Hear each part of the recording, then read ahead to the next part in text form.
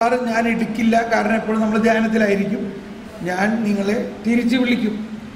ഞാൻ 2 ദിവസം കഴിഞ്ഞാൽ ഓസ്ട്രിയ, ജർമ്മനി, യൂറോപ്പ്, അമേരിക്ക ഭാഗങ്ങളിലേക്ക് പോകുന്നു. ഡിസംബർ 1-ാം തീയതി തിരിച്ചു വരും. അപ്പോഴും ഈ ഫോൺ അവൈലബിൾ ആയിരിക്കും. എവിടെ ചെന്നാലും ഈ ഫോൺ കിട്ടും. പക്ഷെ ഞാൻ ഫോൺ എടുക്കില്ല. നിങ്ങൾ ഫോൺ ഒരു മിസ് കോൾ തന്നോ, ഞാൻ പിന്നെ തിരിച്ചു വിളിക്കുന്നതായിരിക്കും കേട്ടോ. 944-719-6033 944. ഇത് എന്തിനാണ് തരുന്നത് വെച്ചാൽ, നിങ്ങൾക്ക് എന്തെങ്കിലും സംശയമുണ്ടെങ്കിൽ ഈ കാര്യത്തിൽ ഒരാളോടും തർക്കിക്കാൻ പോകരുത്.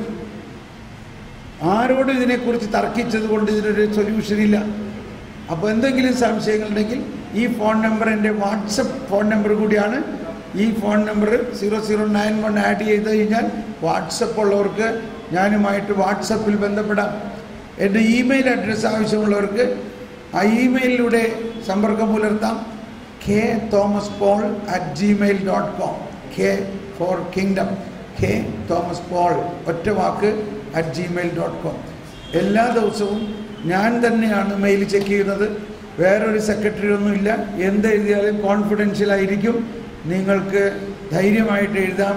ഞാൻ തന്നെ അന്നന്ന് മിക്കവാറും മറുപടി കിട്ടിത്തരുന്നതായിരിക്കും.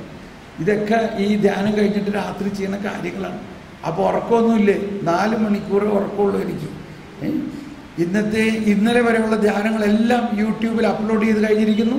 ഇന്നത്തെ ധ്യാനം ഇന്ന് രാത്രി യൂട്യൂബിൽ അപ്ലോഡ് ചെയ്യും. നിങ്ങളുടെ ബന്ധുമിത്രാദികൾക്കോ നിങ്ങൾക്കോ കാണാവുന്നതാണ്. ഓക്കെ. അപ്പോൾ സംശയങ്ങൾ, ഇതുവരെയുള്ള സംശയങ്ങൾ ഉണ്ടെങ്കിൽ കടലാസിൽ എഴുതി രാവിലെ കൊണ്ടുവന്നാൽ അതിന് മറുപടി തരുന്നതായിരിക്കും. അപ്പോൾ ഇനി സമയം കഴിയണ്ട, നമുക്ക് പോകാം. ഓവർ ടു ലില്ലി ചേച്ചി. യെസ്.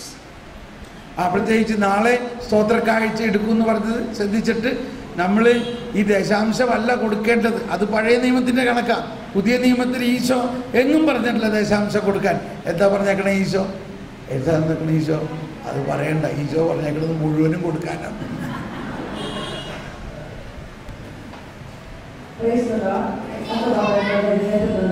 നമ്മുടെ പ്രിയപ്പെട്ട കോളികൾ, നമ്മുടെ അച്ഛനെയും നമ്മുടെ ടീമിനെയും ശുശ്രൂഷകരെയും നമുക്ക്